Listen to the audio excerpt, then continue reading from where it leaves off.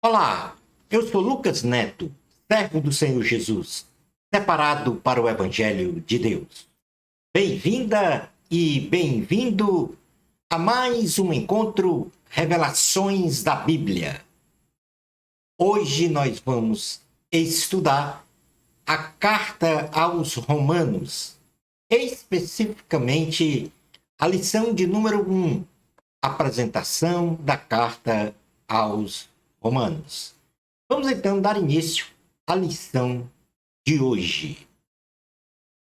Introdução da lição. O apóstolo Paulo escreveu a carta aos Romanos com centralidade no assunto a justiça de Deus, cujo objetivo primordial é a de ensinar a doutrina ou as doutrinas cristãs de forma clara, objetiva e de modo sistematizado aos leitores.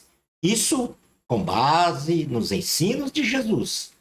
Nesta série Revelações da Bíblia, vamos compreender de forma completa e minuciosa as doutrinas cristãs registradas na carta de Paulo aos Romanos. Item número 1 da lição: autoria da carta aos Romanos.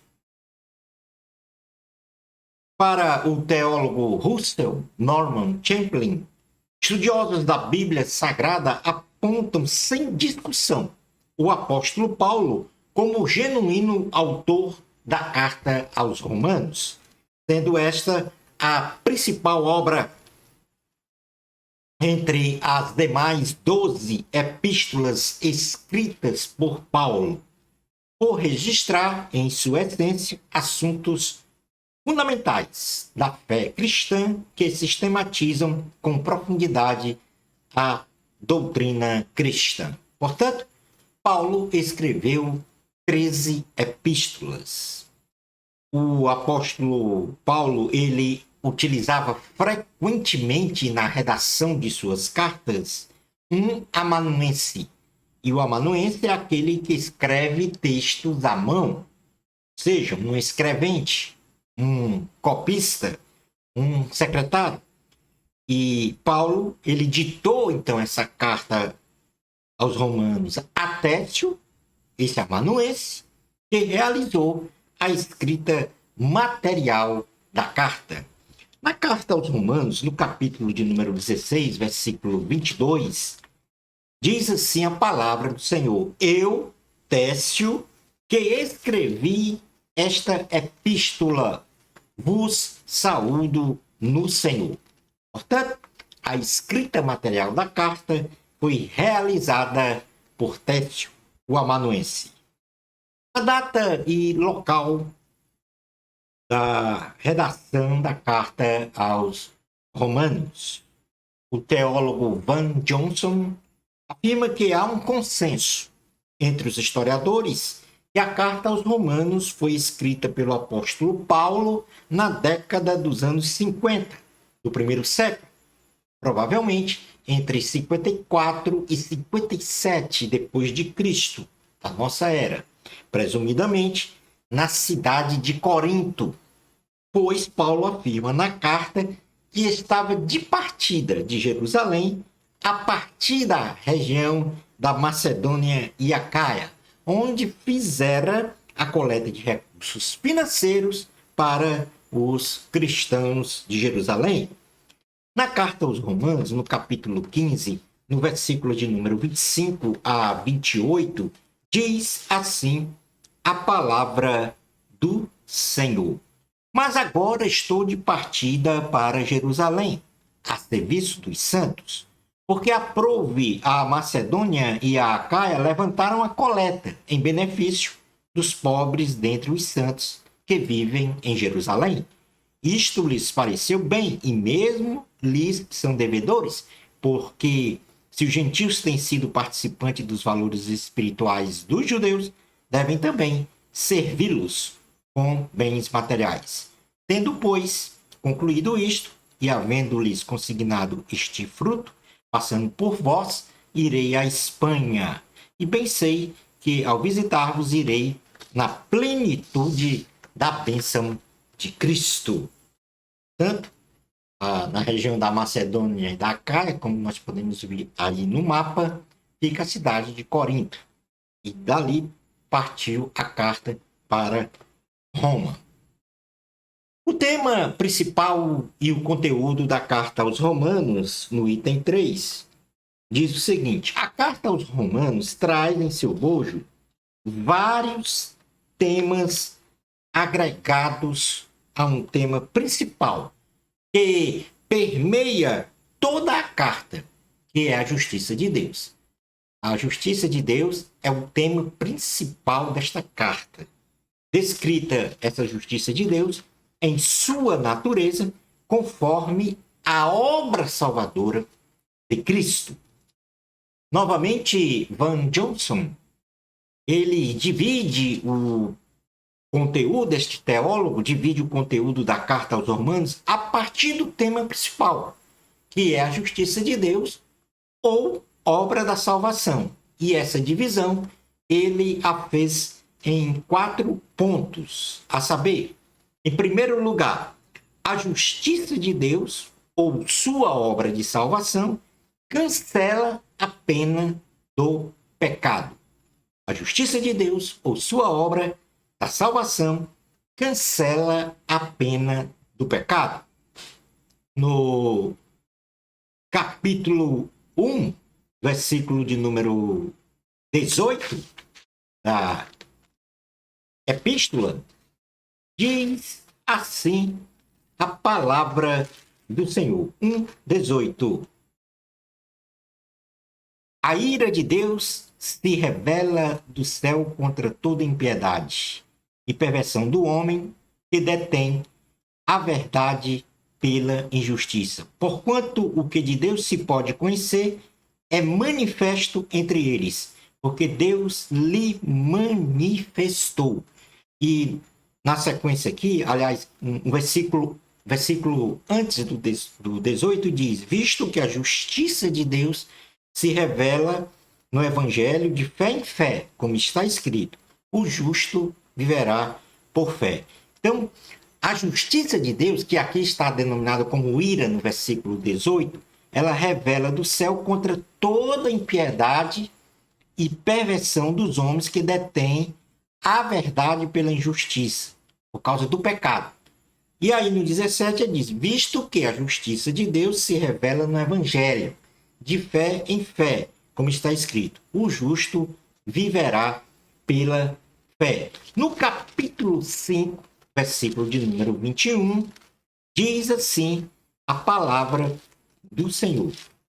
Romanos, capítulo 5, versículo 21.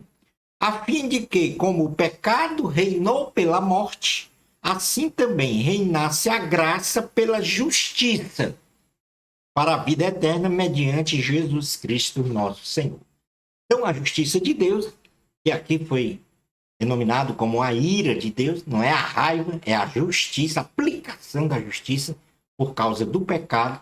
O evangelho, ele se revela de fé, pela fé, e nesse sentido, a obra salvadora de Cristo, porque o pecado reinou para a morte, mas a obra salvadora de Cristo, ou seja, a graça, o favor imerecido, ele reina pela justiça para a vida eterna.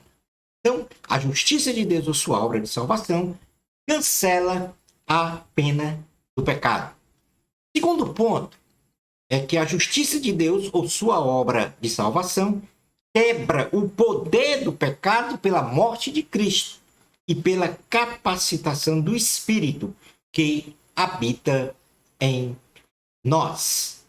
No Romanos capítulo 6, diz assim a palavra do Senhor: que diremos, pois? Permanecemos no pecado para que seja a graça mais abundante? De modo nenhum.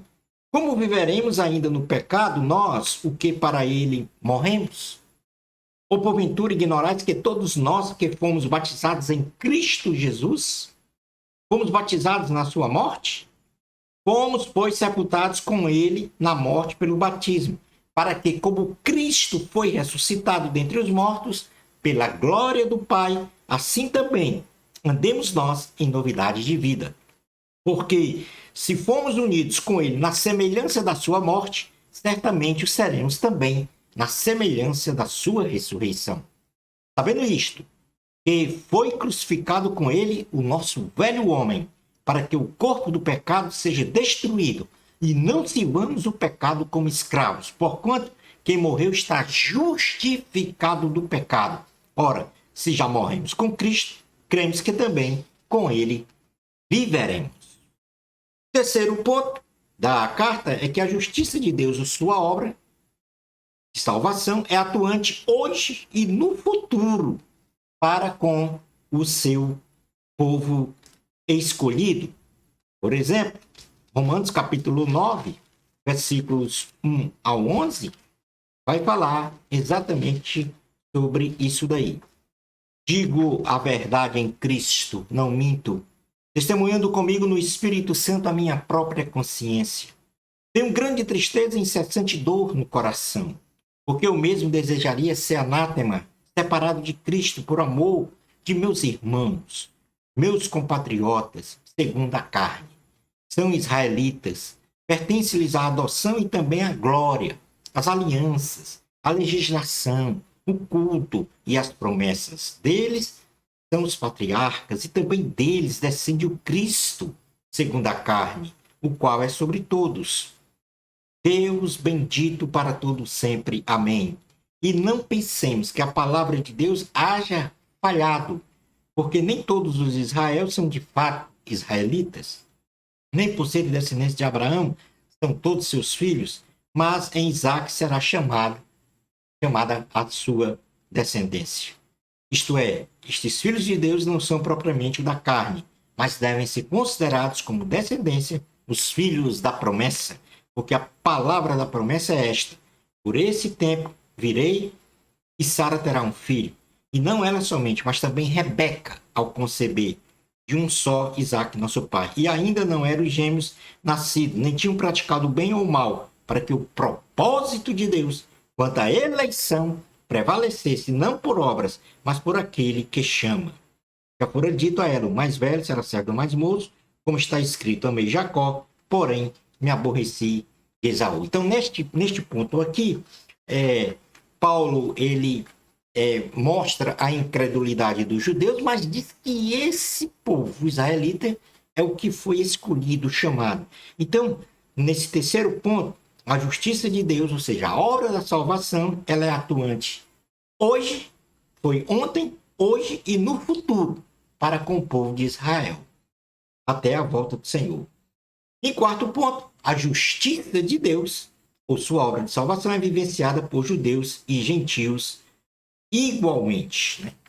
Romanos capítulo 12, versículo 1, diz assim a palavra do Senhor: rogo-vos, pois, irmãos, pelas misericórdias de Deus, que apresenteis o vosso corpo por sacrifício vivo, santo e agradável a Deus, que é o vosso culto racional. Então, nós vivemos o Evangelho de Cristo. Então, são essas 4 partes que nós vamos ainda estudar de forma minuciosa e detalhada no decorrer das próximas lições. Vamos agora para o quarto e último ponto da lição, para mencionarmos quais são os propósitos da carta aos Romanos. Primeiro, estabelecer a organização, o primeiro propósito, estabelecer a organização e o entendimento das doutrinas cristãs por parte dos cristãos, conforme os ensinos de Jesus e dos 12 apóstolos, evitando, então, a propagação e prática de heresias e de doutrinas distorcidas do Evangelho de Cristo no meio do povo de Deus. Então, essa sistematização proporciona a que nós, seguidores de Cristo, não venhamos a ser enveredados por uma heresia, por uma doutrina não cristã, porque elas estão sistematizadas nessa carta aos Romanos. Segundo propósito, defender que o ser humano é salvo e justificado pela graça e fé em Cristo. Jesus, em oposição aos ensinos judaizantes da salvação, que afirmava que a salvação era por meio de ritos religiosos e cerimoniais mosaicos ensinados na igreja cristã de Roma, Jesus, em oposição a isso, então defende que o ser humano ele é salvo pela fé. No caso aqui, Paulo ele faz ele menciona isso na sua carta, né? Que nós somos justificados pela graça e pela fé em Cristo Jesus. E o terceiro propósito é ensinar sobre a graça e fé, a vida piedosa cristã pela graça, casamento, ação do Espírito Santo no cristão, o futuro da nação de Israel e, por fim, a conduta moral e espiritual do cristão.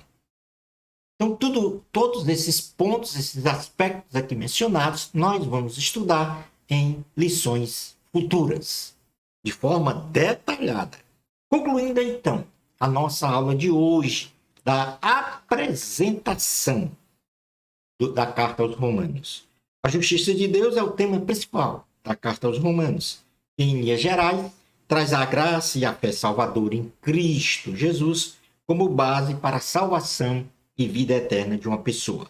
O apóstolo Paulo escreve a carta aos cristãos que estão na igreja da cidade de Roma e, por extensão, aos leitores da epístola, com o propósito de mostrar a natureza de uma vida piedosa cristã pela graça, de mostrar também os preceitos divinos para o casamento, a ação do Espírito Santo no cristão, o futuro da nação de Israel e, por fim, a conduta moral e espiritual do cristão, como nós já mencionamos.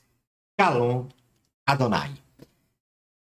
Na lição de número 1, na realidade, essa foi a lição de apresentação. Na lição de número 1, nós vamos estudar sobre o tema da carta de Paulo aos Romanos.